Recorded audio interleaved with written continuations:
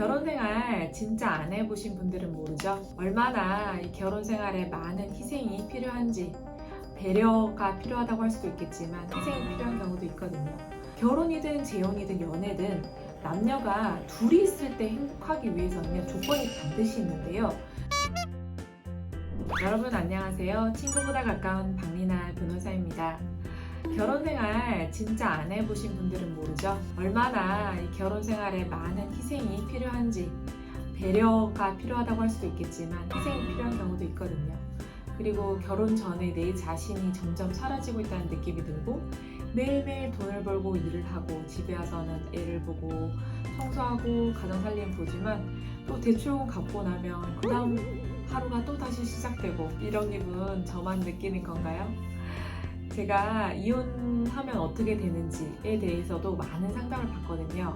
왜냐면 이혼을 딱 선임하러 오신 경우도 있지만 이혼하면 어떻게 되는지에 대해서 걱정과 불안을 가지고 오신 경우도 많이 있습니다. 그래서 제가 많은 분들과 상담하고 들은 이혼 후의 삶에 대해서 한번 말씀드릴게요. 먼저 남자분들, 결혼 전에 어떻게 사세요? 착실하게 회사 생활도 하고 회사에서 퇴근하고 나면 맥주 한잔 마시면서 TV도 보고요. 또 컴퓨터 게임도 하고 주말에는 야구도 보러 가고 또 친구들 아시는 분들과 축구도 한번 하고 자유롭게 이제 사셨을 텐데요. 결혼하고 나면 딱 가정의 무게가 이제 어깨에 딱 얹히게 되죠. 얹히게 되면 어떻게 됩니까? 그 책임감에 부응하기 위해서 회사 생활은 더 열심히 하게 되고요. 그리고 집에서는 와가지고는 또 쓰레기 버려라, 뭘 버려라 계속 얘기하고 또 시어머니는 왜 그러냐 이런 얘기를 듣기도 하고요. 그렇게 되면 이제 맥주 한잔 자유롭게 마실 이런 여유는 없어지죠. 그리고 여자분들은 어때요? 결혼 전에 친구들과 SNS에서 본 맛집들 찾아다니면서 맛있게 먹고 영화도 보고 퇴근 후에 드라마도 보고 이렇게 자유롭게 살았고 또 돈을 벌고 나면 그 돈으로 친정 부모님한테 또 좋은 선물 사드리면서 딸 키우는 더 보시라 하면서 이렇게 좀 떳떳하게 살기도 했는데 결혼하고 나니까 돈이 많이 들죠. 애를 낳고 나니까 애한테도 돈이 많이 들어가고 또 애 때문에 아침에 출근을 한다 그러면 어린이집, 유치원, 학교 보내놓고 또 부랴부랴 집에 와서 또 밥 해야 되고 또 번 돈은 정신없이 가정 살림에 다 쓰이게 되고 이게 이제 우리네 삶인데요. 어때요? 이렇게 살다 보면 남편은 내가 원하는 대로 내 마음을 다독여주지 않는다 이런 마음이 들고 또 밖에서 딴짓만 한다 이런 생각이 들고 또 남편 입장에서는 아내가 집에 와서 연애할 때 그런 여자가 없어졌다 완전히 다른 사람이 있다 나를 못 살게 군다 이런 이제 생각을 가지게 됩니다. 이런 생각을 하면서 이제 서로 숨을 쉴 수가 없을 만큼 답답하다, 자유가 없다 이런 생각을 이제 하게 되고요. 서로 이제 상대방이 서로 집에 있는, 집에서 만나게 된 그 상대방이 나를 괴롭히는 것으로 생각하게 됩니다. 그러면 상대방이 말 한마디에도 대꾸를 날카롭게 하게 되고요. 그 대꾸를 하다 보면 어때요? 상대방의 아킬레스건을 계속해서 건드리는 그런 대꾸를 계속 하게 되죠. 그러니까 말의 수위가 이제 높아지고요. 더 이상 이것을 참을 수 없는 일당에 대해서는 이제 이혼하자라는 말이 나와서 이제 이혼까지 이제 가게 됩니다. 그래서 소송이 아니라 또 협의혼으로 가면 그나마 다행이죠. 그래서 이혼 도장을 찍었죠. 그래서 두 분 다 지옥 같았던 그런 결혼 생활에 대해서 벗어났단 말입니다. 그래서 상대방의 얼굴 보고 싶지 않았는데 정말 이제 안 보고 목소리 정말 듣기 싫었는데 안 듣고 정말 이제 행복하단 말이에요. 근데 시간이 좀 지난 후에 남자 입장에서 생각해보니 양육권은 애들 엄마가 데리고 왔어요. 그래서 퇴근 후에 밥을 혼자 이제 먹으면서 애들은 어떻게 지내고 있을까 애가 보고 싶다 이런 생각을 하기도 하고 주말에 친구들은 가족끼리 캠핑을 한다고 하는데 나는 혼자 어디 바람 쐬러 가볼까 이런 생각을 이제 하는 거죠. 그리고 나는 실패했나 쓸쓸하다 고독하다 이런 생각을 하게 되고요. 여자분의 경우에는 애랑 같이 있는 경우가 많기 때문에 굉장히 또 바쁩니다. 그러면서 쥐꼬리만한 이 양육비 받아가지고 지금 애를 키우고 아침에 또 출근하고 일하고 그 다음 집에 와서 또 애 키우고 점점 삶이 팍팍하다고 느낍니다. 혼자 애 키우고 일하고 정신적으로 경제적으로 너무 힘들다는 이제 생각을 하게 되죠. 그래서 어디 내가 좀 기댈 만한 데가 없을까 이런 생각을 하게 되죠. 정말 이럴 때 경계를 정말 해야 되는데요. 제가 생각하는 게 뭐죠? 재혼을 생각하게 되죠. 재혼을 하면 다시 내가 이렇게 힘든 생활에서 벗어날 수 있지 않을까? 전에 그런 악몽 같았던 정말 악마 같았던 그 배우자 같은 사람은 없을 거야 라고 하면서 이젠 정말 좋은 사람과 재혼을 해야겠어 라고 하면서 서로 의지하면서 그래 큰 기대하지 말고 무던하게 살자 라고 하면서 이렇게 잘 살 수 있지 않을까? 이런 생각을 이제 하게 됩니다. 근데 제가 다른 영상에서 설명을 드렸죠. 재혼을 할 때는 도피성이나 의존성으로 이렇게 결정을 절대 하시면 안 된다고 했어요.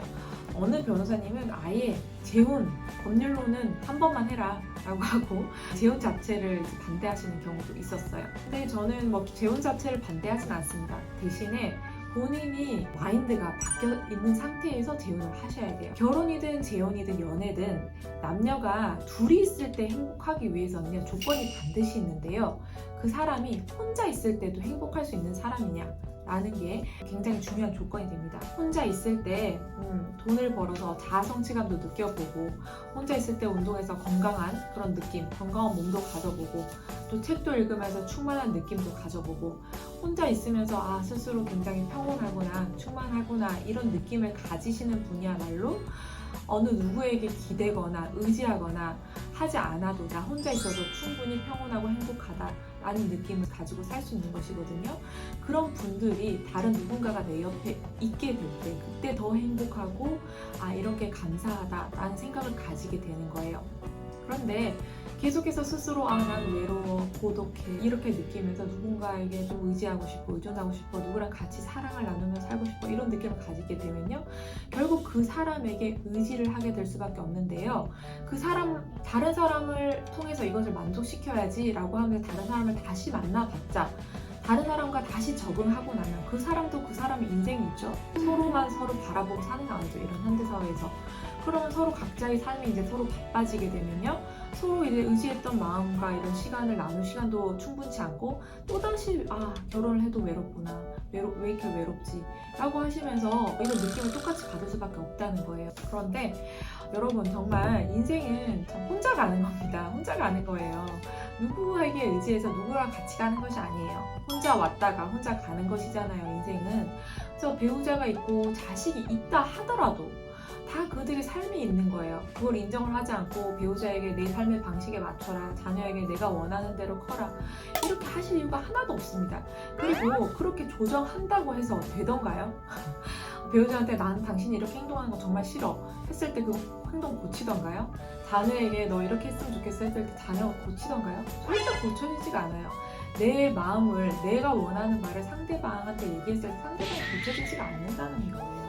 그러면 상대방한테서 고쳐지지 않는 걸 보면서 계속 내 마음을 지옥같이 하실 필요가 있어요? 없어요? 없죠. 그렇기 때문에 내 생각, 내 마음 하나 컨트롤하는 게 훨씬 쉽단 말이에요. 그래서 상대방한테 의지하지 않고 상대방에게 내 행복과 내 평온감에 안테나를 주지 않고 내 스스로 평온하고 행복했을 때, 그때서야말로 내가 누군가 다른 사람을 혹시 만나게 돼서 그 사람을 사랑하게 된다고 하더라도 그 사람과 있을 때의 내 마음을 잘 컨트롤하게 되고 의존하지 않게 되고 그분의 삶에 너무 지나치게 간섭하지 않게 되고 이렇게 될 때 서로 조화롭게 살 수 있는 거예요. 제가 말씀드렸잖아요. 누구랑 살고 2명 이상 함께 사는 거는 최소한의 그런 사회를 구성해서 사는 거잖아요. 그런 사회에서 다른 사람과 잘 맞춰서 살려고, 조화롭게 살려고 하면요, 자꾸 남을 바꾸려 하면 안 됩니다. 바꾸려 했을 때 바뀌어지는 사람이 있고 안 바뀌어지는 사람이 훨씬 많아요. 그렇기 때문에 결혼을 하든 재혼을 하든 연애를 하든 먼저 스스로를 돌아보고 나를 행복하게 해야 된다는 거예요. 내가 왜 다른 사람 만나서 행복을 찾으려고 해요? 내 행복은 내 안에 있는데 다른 사람 만나서 내가 행복해져야지, 나를 위해서 재혼을 해야지, 나를 위해서 이혼을 해야지 이렇게 생각하실 필요가 없다는 거예요. 결국 나를 나 스스로 행복하게 만들게 되면 그 행복감, 평온감은 자연히 따라오게 되는 것이고 재혼을 해도 당연히 성공하고 잘 살 수 있게 되는 것이겠죠. 그래서 이혼을 하고 나서 이제 처음에는 굉장히 이제 자유로워졌어요. 자유로워졌는데 다시 그런 자유와 속박에서 벗어난 이런 느낌, 이런 걸 느끼다 또 나는 좀 외로워. 그래서 그 외로움을 상대방에게 충족시키려 하는 순간 다시 또 재혼을 하고 다시 또 이혼하게 되는 수순을 밟게 되는 거예요. 그래서 오늘은 이혼 후의 삶 이렇게 됩니다에 대해서 제가 한번 설명을 드렸는데요. 마음가짐의 변화 없이 재혼을 섣불리 결정하지 않기를 바라며 제가 이 영상을 찍었고요. 그리고 이혼 후에 제가 어떻게 삶이 되는지에 대해서 다른 영상에서도 댓글 많이 남겨주셨더라고요. 이혼하니까 너무너무 행복합니다 라고 하시는 분들, 그런 분들 어떤 분이에요? 이혼하고 나서 내 스스로 나를 행복하게 하는 길을 찾으신 분들이에요. 그분들은 내 스스로 독서나 운동이나 취미활동이나 이런 걸 통해서 나를 행복하게 하는 방법, 상대방을 변화시키지 않고 세상에서 만나는 그런 갈등에 내가 올라타서 그 갈등에 막 휩쓸리지 않고 내 마음의 자유를 찾으신 분들이 그런 댓글을 써주시는 것들이거든요. 그런 댓글을 보면 저도 참 행복하죠. 아, 이분은 스스로 이 행복을 찾으셨구나 하는 생각이 들죠. 그래서 이 영상을 보시는 분들께서도 모두 다 그런 느낌을 가지시길 바라면서 제가 오늘 영상을 찍게 되었습니다. 그러면 앞으로 내 삶이 어떻게 하면 자유로워지고 내가 앞으로 지혜롭게 살 수 있는지에 대해서 이 박리나 변호사와 소통하고 지내고 싶으시다면 구독, 좋아요, 알림 누르셔서 영상 한번 받아보시고요. 그럼 저는 다음 영상에서 뵙도록 하겠습니다. 감사합니다.